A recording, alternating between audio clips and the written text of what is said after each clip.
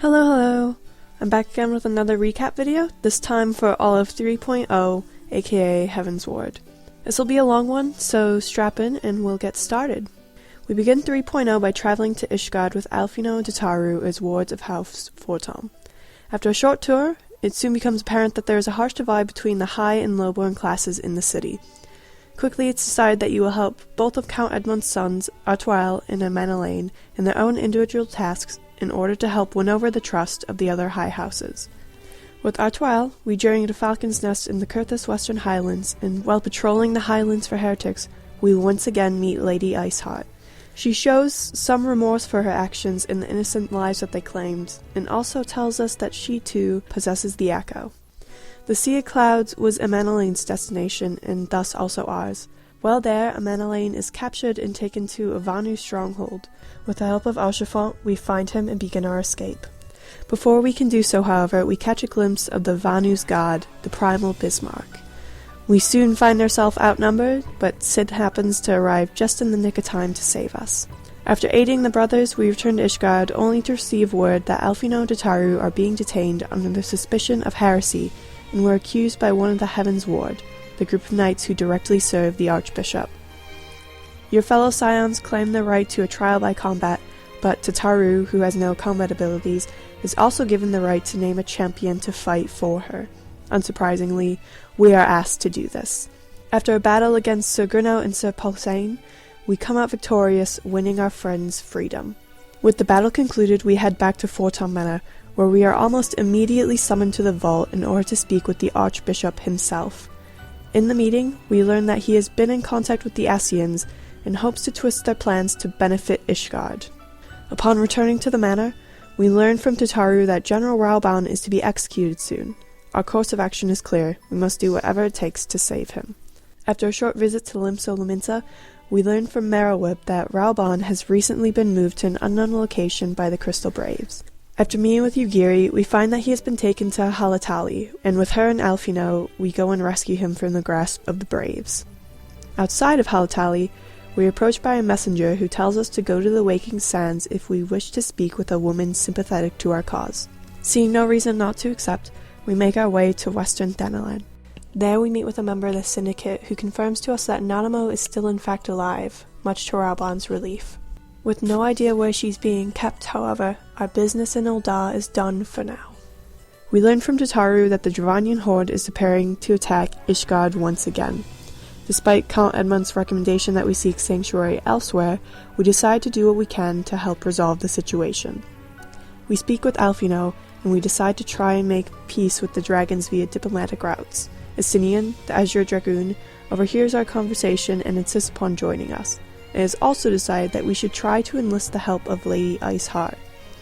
We inform Sir Emmerich of our intentions to try and divert the upcoming attack, however, we leave out the details in fear for his own safety. We make our way to the Western Highlands once again and eventually manage to convince Lady Iceheart, who introduces herself as Yzael, to join our cause. As soon as we decide to make for Dravania, our crystal of ice flares up and regains its power. From there, we travel to Tailfeather, a small hunting village in the Dravanian Forelands, before moving on to Annick's Shrine in order to seek the aid of the dragons living there. We speak with Vidofnir, a friend of Yzael's, who tells us that she cannot help us get to Som-Al until the Nath's god, Ravana, is dealt with. We, of course, decide to slay the Primal. We make our way to Lothast Vath, where a group of Nath who have learned to think for themselves live.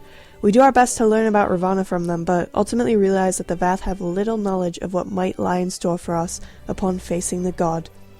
Despite our failed attempts to gain information on Ravana, we and Yzael decide to let ourselves be captured in order to gain access to him. We then strike a deal with him. We will battle the Primal, and if we win, the Nath will cease their attacks on the dragons. If he wins, however, we are to be enthralled. Yzael transforms herself into Shiva once again to battle Ravana, however is defeated, and then it is our turn to join the fray. After a struggle, we come out of the encounter victorious and return to Lothast Vath to reunite with Alphino and Estinian, and then continue back to Annick's Shrine. Upon hearing of our victory over Ravana, Vidofnir opens the way to Som-Al for us, and warns our party that our presence will be met with hostility. After fighting our way to the top of the mountain, even defeating Tioman, Nidhogg's consort, we arrive in the churning mists. Upon defeating Tioman, light is restored to our crystal of earth, and Estinian is overcome by feelings of rage due to his connection and proximity to Nidhogg. Quickly after we arrived, Yazel points out a Moogle, one which we pursue in hopes of asking it about the whereabouts of Hraesvelgr. It quickly hides itself, however, and we are left with no clues on where to go next. That being said, we decide to go with Alfino to Gridania to petition the aid of Kani Senna to help us find the Moogles of the Churning Mists. Kuplokop overhears and decides to come with us as an ambassador of the 12 Wood Moogles, and Kani Senna herself also insists on joining us. Thanks to them, we are finally able to speak with the Moogles of the Churning Mists. Before they help us, however, they want us to prove that we are trustworthy and give us a series of tasks to complete. These tasks turn out to simply be chores that they themselves didn't want to do, and the only reason that we had to do them was so that the Moogles' chieftain, Moglin, had time to repair the horn that could be used to summon Hraesvelgr. We are told the presence of Kuplokop alone was enough to deem us trustworthy. Now with a way to summon Hraesvelgr, we bid farewell to Kuplokop and Kani Senna and make our way to Zenith, where Hraesvelgr awaits. Hraesvelgr answers our call, but is displeased to see children of man in his sanctuary. He denies Yazel's claims of being Shiva reborn, and explains to us the true origins of the Dragonsong War, that it was caused by his sister Ratatoska's murder, and that King Thoradin and his knights were the ones who had done it. He brushes off our cries for peace, and leaves us feeling defeated. Estinian decides to take matters into his own hands, and reminds us of his condition for his participation in our journey, that if we were to fail at diplomacy, he would go and slay Nidhogg himself.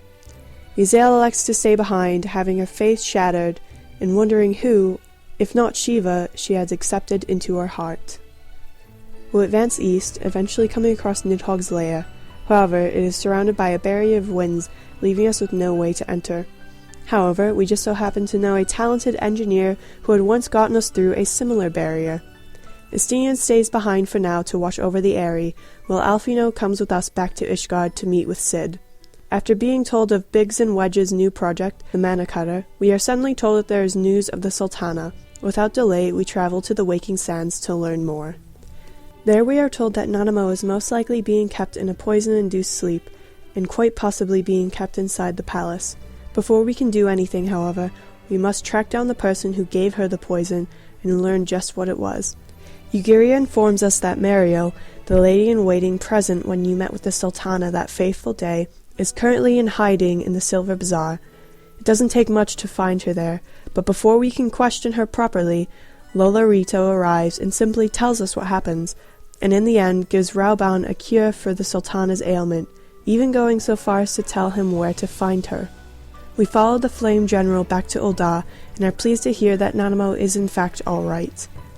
Our trip to Ul'dah quickly comes to be one full of revelations, however, when Lola Rito informs us that the Empire has built a warship rivaling the legendary Agrias, the ship which took the might of Midgard-Solmer to down.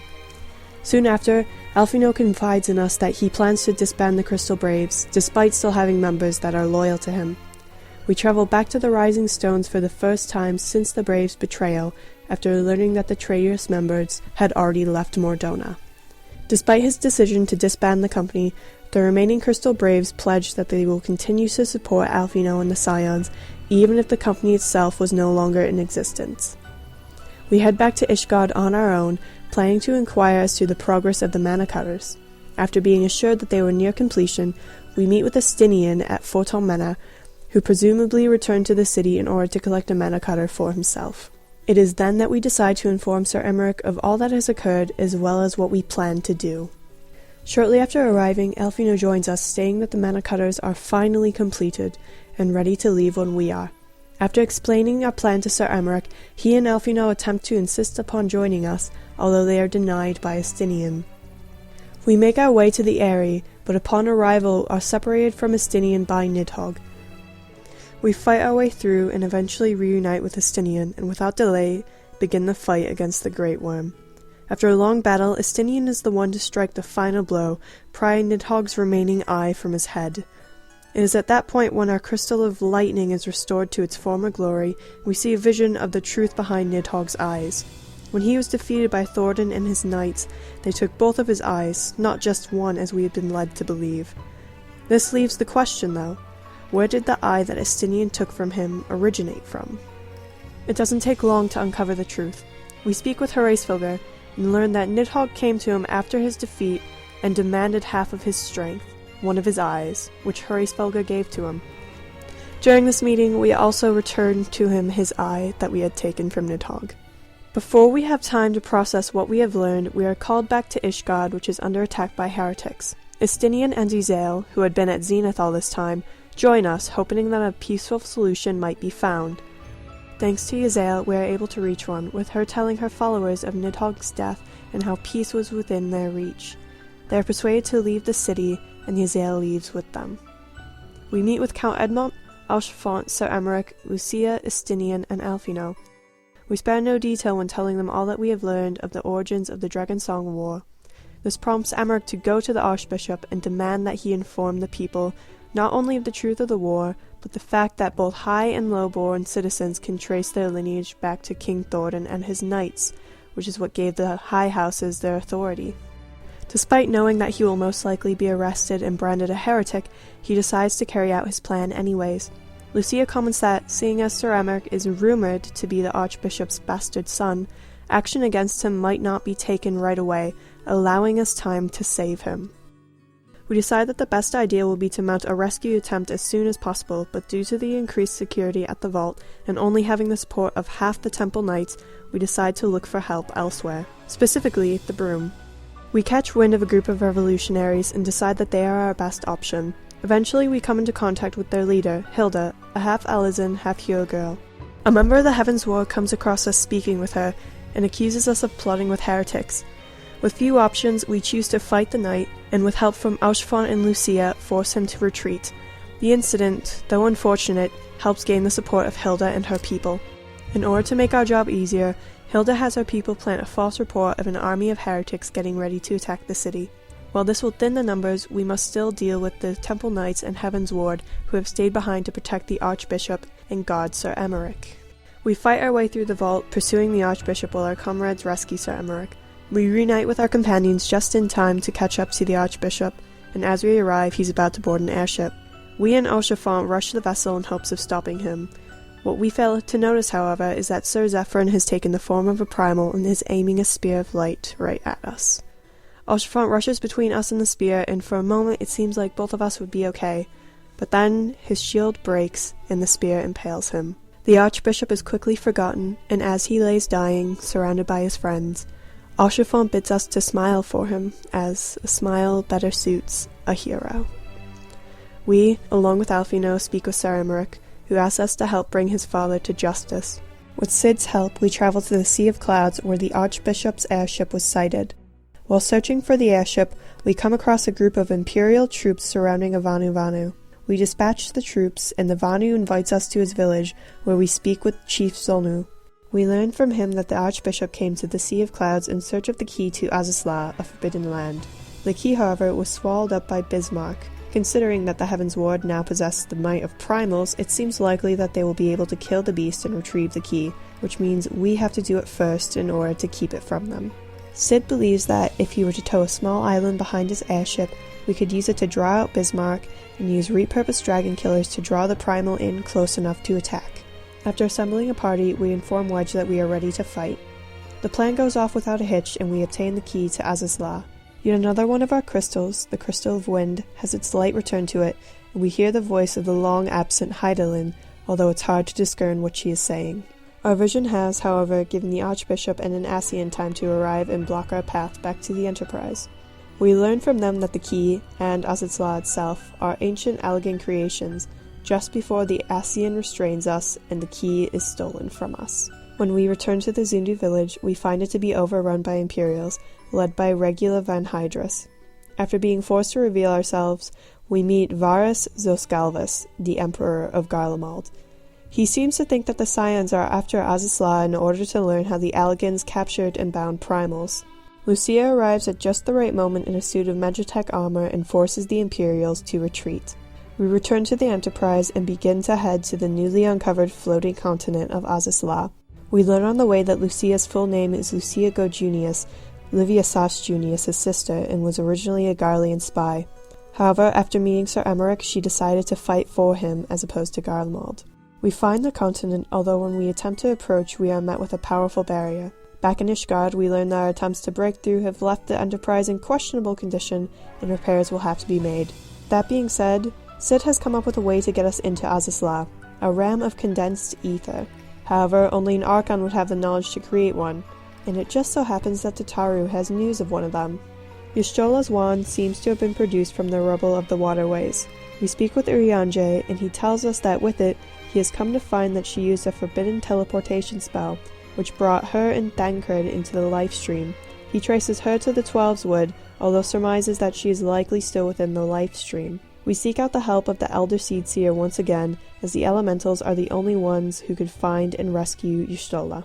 Connie Senna agrees to petition the Elementals for aid, but warns us that we will have to present them with ether similar to that of Y'shtola's.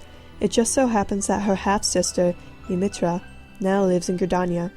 After informing her of what has happened, she agrees to help, and the Elementals are now able to find Y'shtola, and she is returned to us.